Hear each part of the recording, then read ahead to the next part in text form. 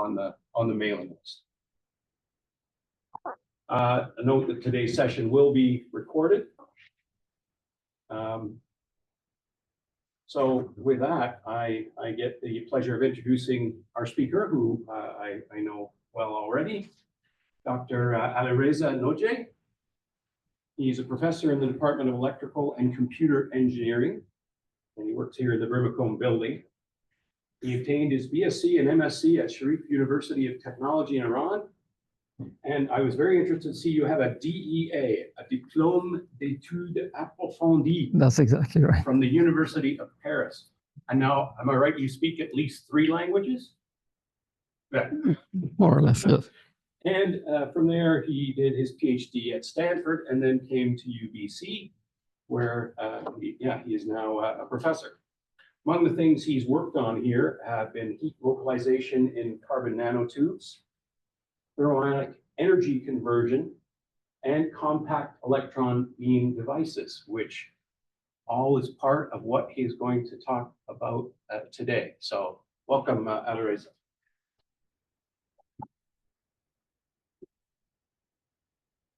Thank you.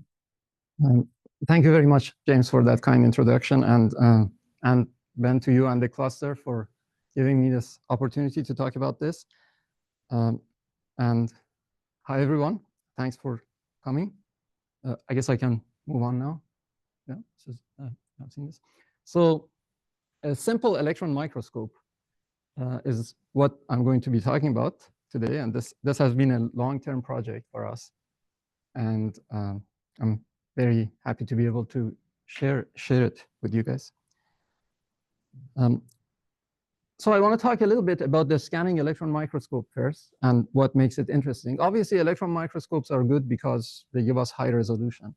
But there is something special about the scanning electron microscope, which you see in the quality of this image here, which is the depth of field is one thing. So you see that a large depth of the image is actually in focus.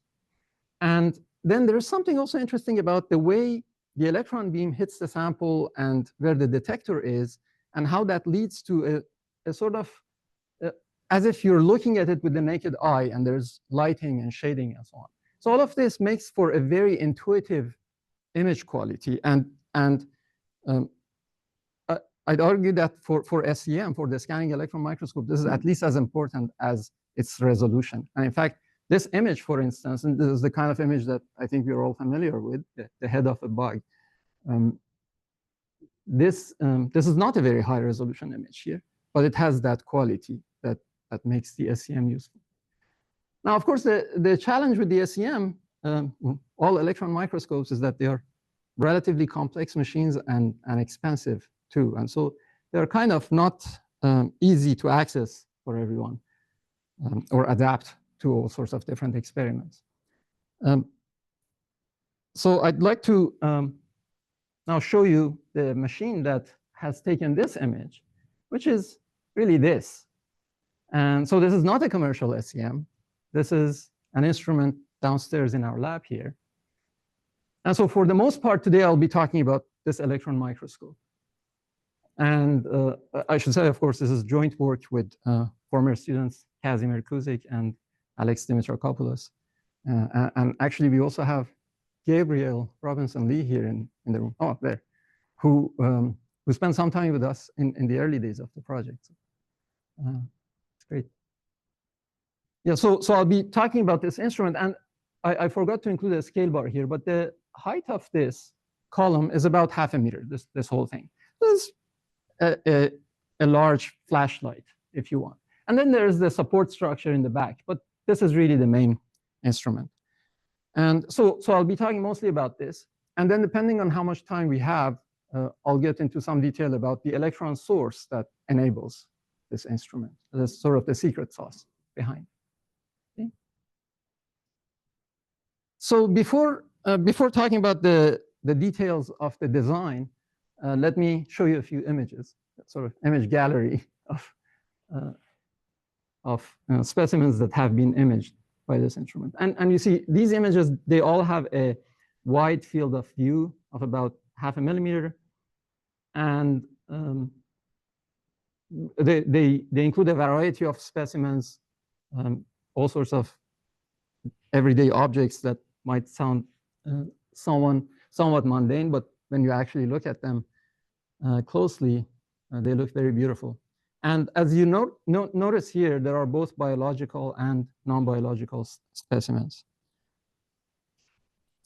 Some more images here, anything from, well, some of these were taken during the pandemic. So you can see, for instance, an N95 mask there. Those sorts of things.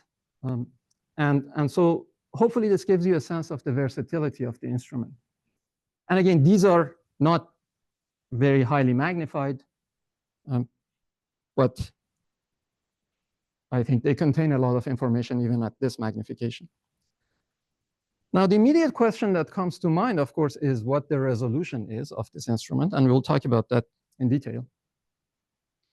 But at this point, we built 2 prototypes, and their resolution is a little better than half a micron. Something around 300 nanometers, 200 to 300 nanometers. But here, what I'm showing is a comparison of 3 specimens that have been imaged by a very high quality light microscope, and then images of the same thing with this instrument at the top row. And so here, I hope you get a sense of what I was talking about in terms of the depth of field, right? That the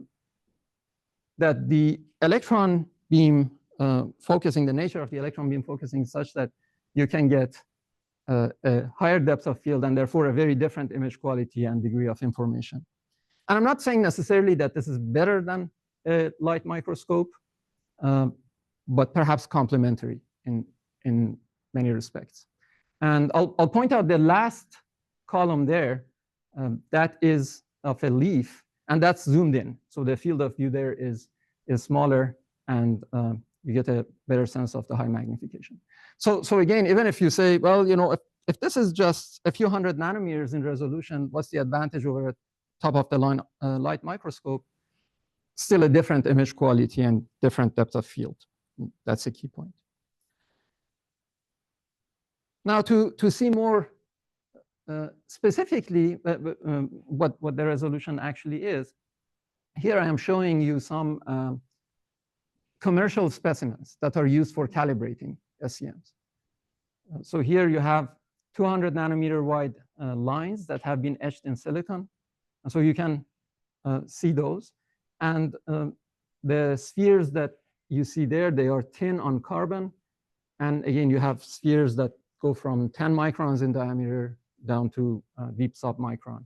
And so, for instance, we're pointing out a 1 micron sphere there, but there are smaller ones that we can see. I should also mention that in SEM, there are lots of different things that come out of your sample once you hit it with an electron beam. You have backscattered electrons, secondary electrons, and so on, X-rays. These images that I'm showing today, they're all from backscattered electrons.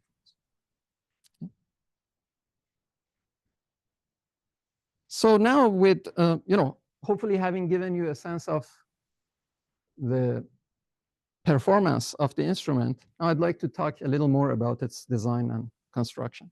So this is the photo, again, of the instrument.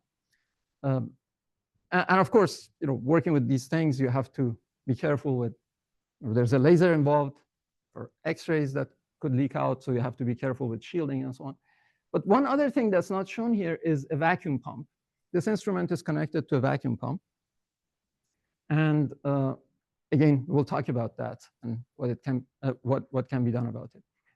But not including the vacuum pump, the cost of the components that have gone into building this is something about $5,000 or less. And in fact, none of these components are highly specialized. They're all off the shelf.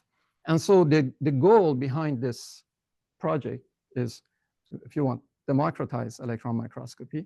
And as part of that, we've made the design available openly for non-commercial use. So hopefully people can build their own microscope based on this design. Now, if we look a little more closely at what's involved in this. Like I said before, what you have here in the back is just really a support structure, and it houses some electronics. Most of it is empty space. But the key parts are here. And this is just the CAD that was used to build these. Much of this has been just standard machining processes. And what you have, the instrument, is a little material up there that we call a carbon nanotube forest. It's an array of vertically aligned carbon nanotubes. And I'll show you images of it later. That nanotube forest is hit by a laser beam, and it emits electrons as a result that are accelerated. You see the high voltage acceleration source at the top there.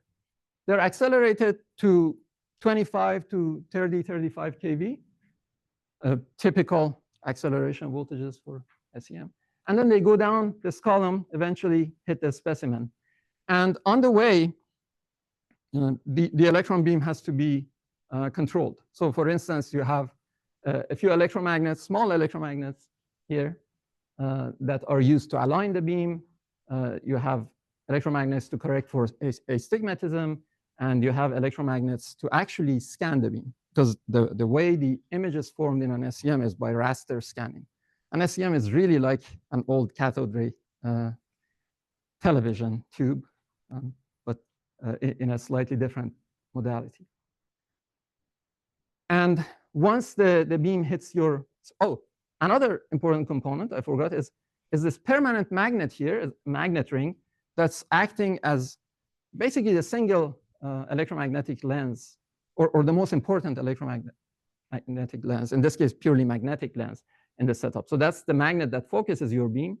And once the electrons hit the specimen, they're backscattered, they're picked up by a couple of detectors that are sitting there. Now, like I said, the parts that go into building this are really all generic and quite inexpensive, at least compared to the world of electron microscopes in general, right? So I mentioned that there is a laser, for instance, there that excites the nanotubes. That's this little laser pointer that you can buy off of Amazon for $20, $30. These electromagnets that are in here, those are again each $10, $20. The detector, for instance, the backscatter detector, these are your most generic PN junction diodes bought from DigiKey. And the objective lens is just a neodymium ring, again, $20 or so. The only expensive component here is the high voltage power supply at the top, and that's about $2,000, again, from DigiKey. Now, that power supply is capable of delivering 10 times more current than we need. So it's actually overkill for this, but it's convenient for test purposes. So much of the expense is actually just the cost of the structure and components of machining and such. And a lot of that can also be made cheaper. Now, this is a simplified diagram of the same thing. And the photos of the components that you see, those are the actual components. So this is the real photos. These are the detectors. This is the magnet. These are those little electromagnets. That's the laser pointer. And that's the power supply. So I like to think of this as, obviously the goal is not to compete in performance with high-end electron microscopes out there. But I like to think of it as the equivalent, if you want, of the magnifying glass for electron microscopy, right? Something that sits between what your good or average optical microscopes, light microscopes can do, and what commercial SEMs can do. And there's this wide range or this gap in imaging between those two that I think this can help fill.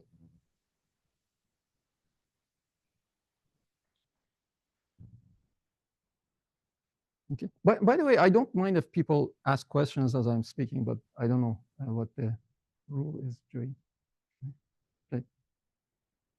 How do you prepare the sample? Is there a requirement No, the short answer is no, and I'll talk about that. Excellent question. Yeah. And in fact, now that you brought this up, it gives me a chance to maybe highlight this, and we'll talk about it more. But the point about this instrument is not only to make things cheaper, but also much more flexible, to be able to take the electron microscope to settings that otherwise it may not be possible with existing commercial instruments. And part of that is having much less requirement on the sample and sample preparations. Yeah, so really the essence of the design is this. I'm not showing all the electromagnets, but again, these don't add any cost because they're all each about $10. But the electron optics is really this. So this is, although it looks cartoonish, these are real components, and this is the essence of the design. Now, getting into the electron optics in a little more detail, this is how it works. So again, I said that we have this carbon nanotube, little piece of carbon nanotube forest at the top, and that's excited by a laser pointer. In the current design, that laser pointer is focused to a spot about 40 microns in diameter on the surface of that nanotube forest. And the electrons are emitted from that spot. So the electron emission spot initially is about 40 microns. There's what we call a cathode cup or shield around it, just to prevent the acceleration voltage from affecting the source too directly, to avoid spurious field electron emission.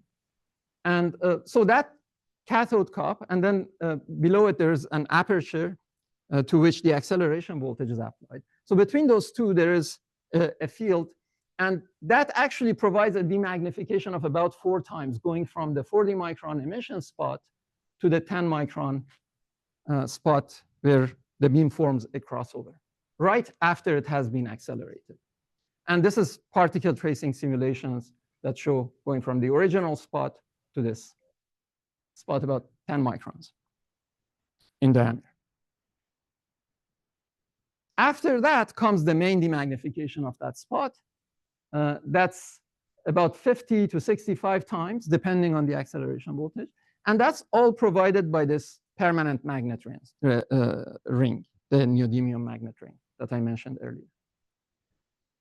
And so going from this 10 micron, a demagnification of 50, 60 times, it takes you to a spot here of about 200 nanometers, give or take, in diameter.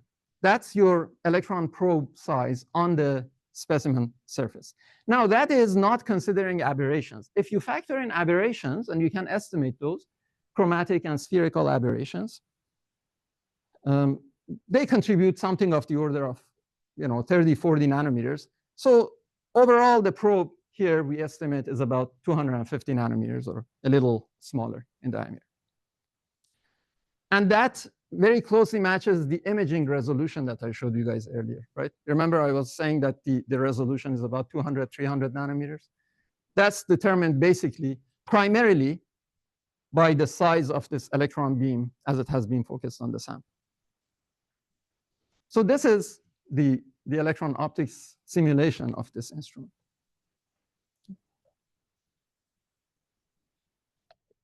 Excuse me.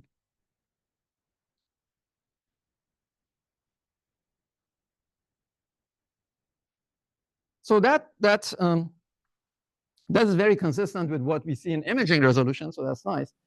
But here's another way to also directly characterize the electron probe size on the specimen.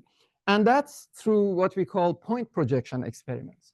So these are experiments in which, rather than forming, doing a scanning and forming an SEM image, we are just taking that electron probe that has been formed and projecting it through a grid onto a phosphor screen, right? So forming a shadow of the phosphor like this. So, a shadow of a grid on a phosphor.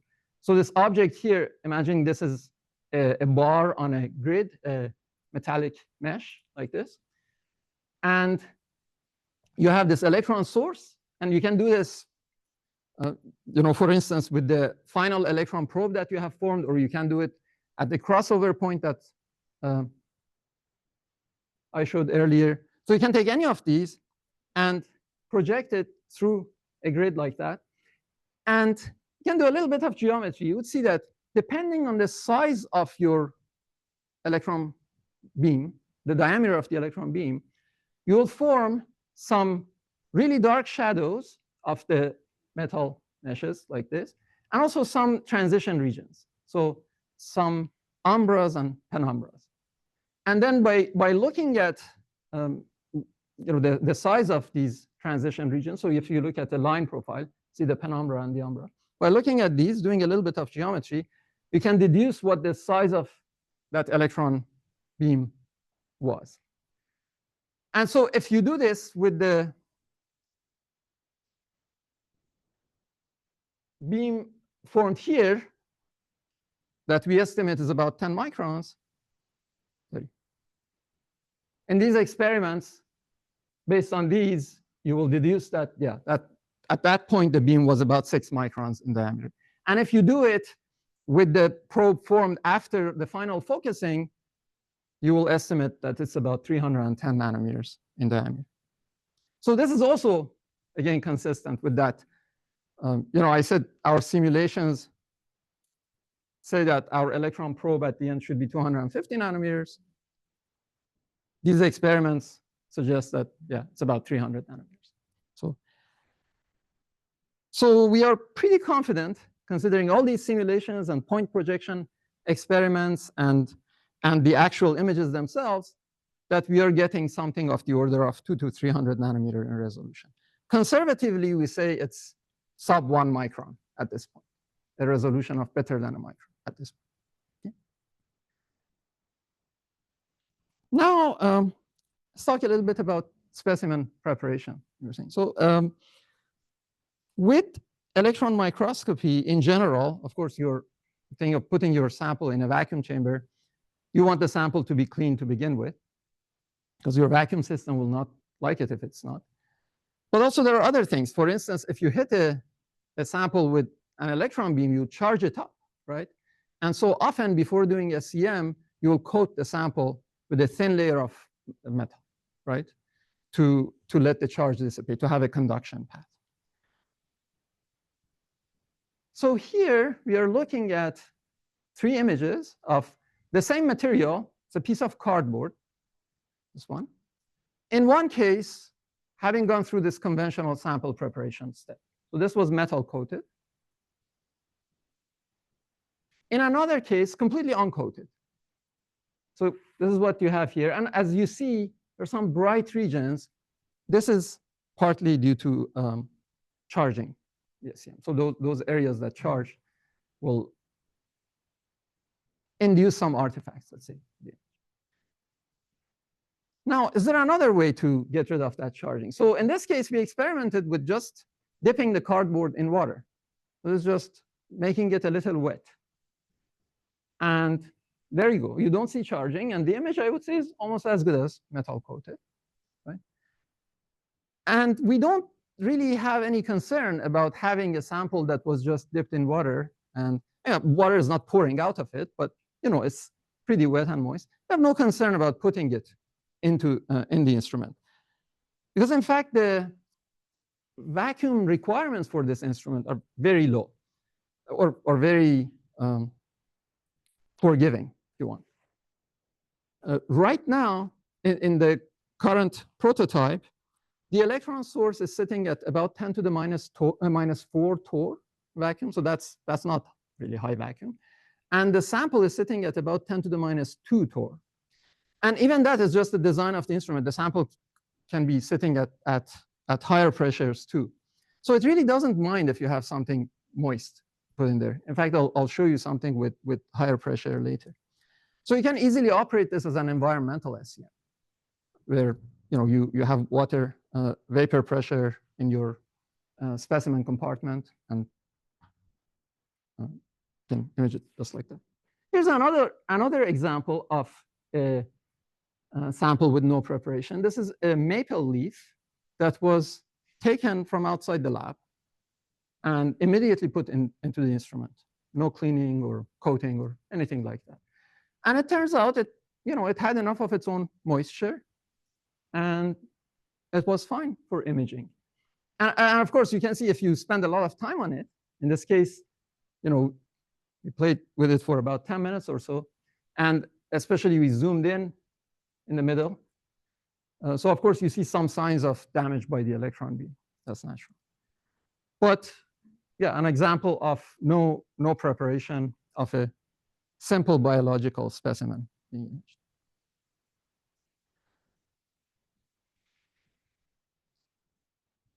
Now, before I go on, I want to point out that we have been using electron microscopes for a century almost now. And the SEM itself, the scanning electron microscope, came to its modern day form, if you want, in the 1950s/60s, and started becoming really becoming a commercial instrument in the 60s. Maybe I should also bring up a quiz to which I know James knows the answer. But so this just occurred to me, but I'll mention it and see if someone knows it at the end. Who was the first commercial user of the SEM? Okay, you guys tell me at the end of the talk. Whoever knows it. But this brings me to what what I wanted to say here, and I distracted myself. So ever since those early days, where people were making electron microscopes, there was interest in making simpler and lower cost versions of electron microscopes. Some of you might have heard of the company DeLong Instruments. That's named after Armin DeLong, who started it.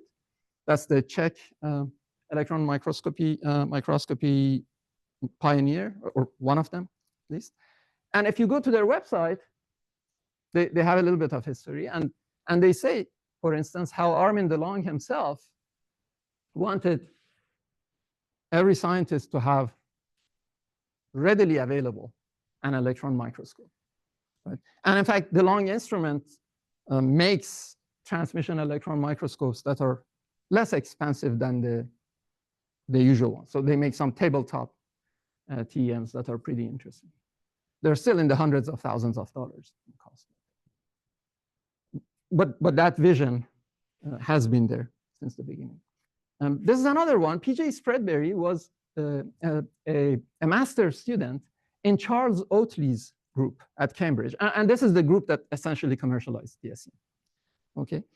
And Spreadbury's thesis was to make a simple, lower performance, but lower cost, more accessible SEM. So this is, again, a vision that has been with us for a long time. And over the years, there have been efforts and research programs trying to make simpler instruments and such. The thing that for us really made a big difference, and what actually got us into this project, was this electron source that I mentioned at the beginning is the secret sauce behind this instrument. And that's a carbon nanotube forest. The sort of core research focus in our lab is the study of electron emission phenomena. So you excite a material with some form of stimulus and try to get electrons out of it. And one thing that we observed that was very interesting and curious, and this goes back to a long time ago now, was that if you took a carbon nanotube forest, and what this forest or array is consider this is a silicon substrate.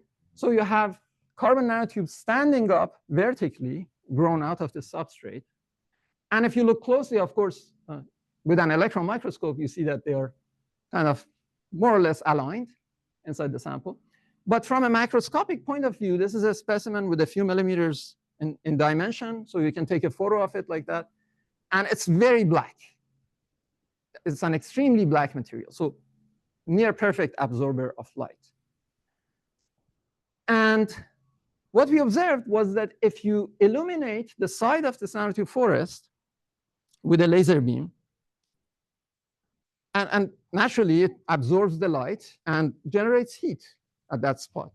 But what was interesting was that the heat remains localized there. The heat gets trapped. That's why we call it a heat trap.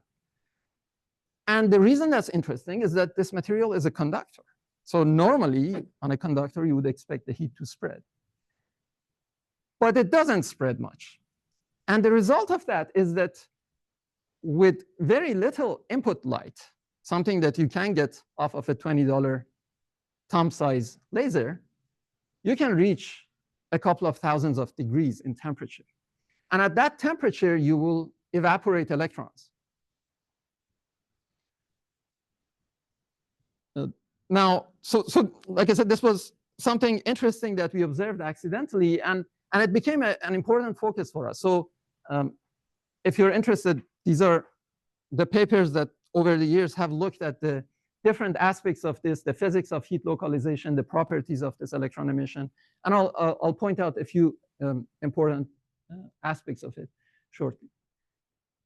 But from the point of view of the application of this to make an electron beam instrument, it has a number of very convenient properties. One is that it's an optically controlled electron emission spot. And so if the laser beam that is used to illuminate the spot, if you focus that a little better, well, the hot spot will also become smaller. And so you have a smaller electron emission spot to begin with. By the way, the brightness that you see here, this is not the laser beam. This is the glow of that hot spot. This is the incandescent glow of that hot spot. But it's the same size as that of the laser. So this ability to be able to emit from a small spot controlled by the laser is great, because remember how I was talking about the way we go from a 40 micron spot to a 10 micron spot to a 200 nanometer spot. To be able to focus better and better, you want to start with a small electron emission spot. So this is a key point.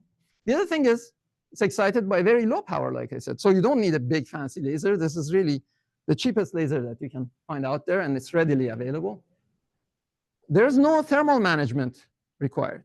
So if you look at, for instance, the thermionic gun of a typical conventional SEM made from a tungsten source that is heated resistively, there's a lot of heat spreading everywhere, and you need thermal insulation and such. Here, there is none of that. So it allows you to make a very compact structure with no mechanical challenge. There's no power electronics required to achieve that temperature, so that simplifies things and makes it easy to float this source at any acceleration voltage you want. So in our case, like I said, we're accelerating about 25, 30 kV. So the source is actually sitting at minus 25, minus 30 kV with respect to ground. And again, it's done very easily. It's very tolerant of poor vacuum. We have done experiments with this all the way up to 10 to the minus 3 torr, even minus 2. That's kind of becomes the limit.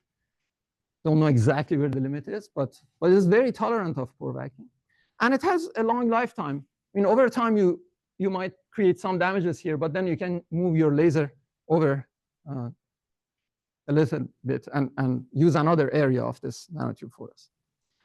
So these properties combine to allow you now to think about designing an SEM around this electron source, and that's the instrument that I presented to you guys. So these properties make it very convenient, if you want, to think of a simple design for an SEM. They also mean that there's a lot of room for improvement, especially the first point, optically controlled electron emission spot. Like I said, in the current instrument, it's about 40 microns in diameter, but you can focus your laser a lot better, right? You can take a laser beam and focus it to a much smaller spot, which means then your electron beam at the end will also be that much smaller, which would then directly improve your resolution. In fact, our estimates are that we should be able to get to sub 50 nanometer resolution. And that's part of the future goals. So a few tens of nanometers, roughly 10 times better than where we are now. So this brings me to these plans. Like I said, improved resolution. But a key aspect is this second point.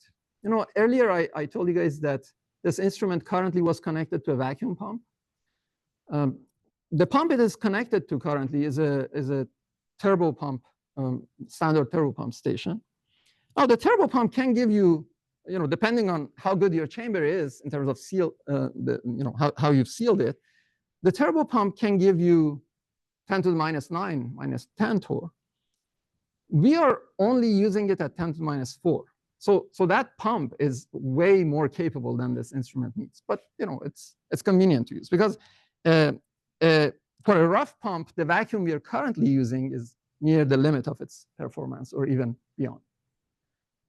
So we are currently using that turbo pump. So you might say this instrument, the setup we have now is $5,000 in parts for the SEM plus $10,000 for the pump. Okay. But one would like to, now, of course, I know many of you guys have pumps in your lab, so maybe it's not a big deal. But especially if you want to make this fully portable, you would like to be able to get rid of the pump.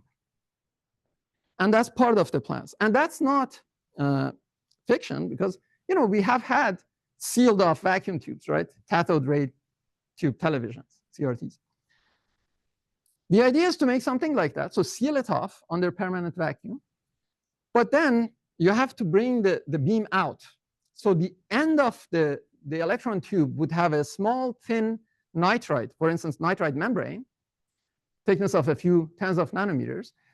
The accelerated electrons would punch through that, come out into the air where your sample is sitting, very close to the membrane. And if you are close enough, so if you're within, let's say, 50 microns to 100 microns of that membrane, the amount of scattering that you get in air, the electron beams going through the air, will not be too much. You will lose a lot on contrast, but you will not lose basic resolution information.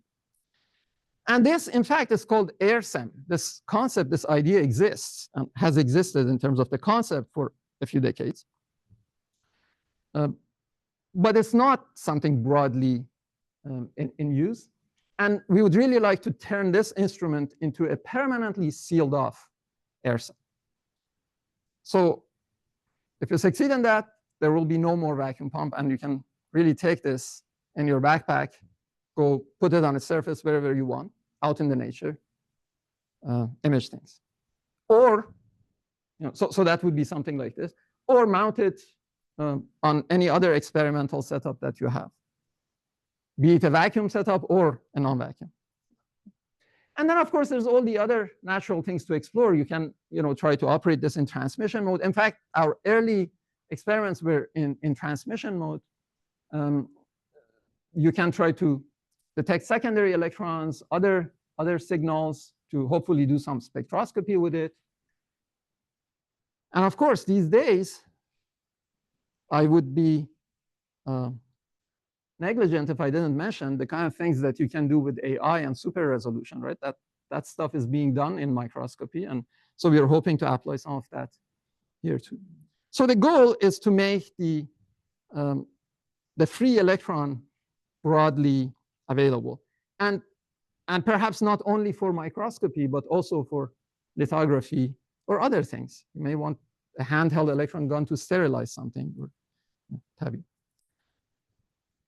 And so to just show you guys that the things I said about pumpless operation or poor vacuum operation, there's some substance behind it. And there's scientific literature behind it. Okay, so it's not just our experiments here. But here, let's look at a couple of experiments. Up here, we're showing two images of that same sample that I showed earlier, the carbon spheres. Okay, sorry, thin spheres on a carbon background. This square is just the periphery of a silicon nitride membrane, 50 nanometer in thickness. And what you're looking at is the sample being behind the membrane, being imaged through the membrane. In one case, at a sample pressure of 10 to the minus 2 torr, another one 40 torr. This is actually even higher than environmental SEM, right? 40 torr is just a 20th of an atmosphere. You can, any pump can give you that. And then down here, it's another experiment. You see a comparison. Both samples imaged at 10 to the minus 2 torr. In one case, directly. In the other case, having a nitride membrane between the sample and the electron beam. So this shows you how the contrast is reduced. But you see that most of the images there. And again, these images, these are preliminary experiments. We haven't tried hard. But there is robust literature showing that, yeah, while you lose a lot of contrast, you can retain, if you're careful with the conditions, even in extremely poor vacuum, even in air, you can retain basic resolution information. So it's just to kind of make that connection. Now, I think I'm at the limit of time. So I should probably stop here. But depending on questions, I can show a few other things. So thank you very much. And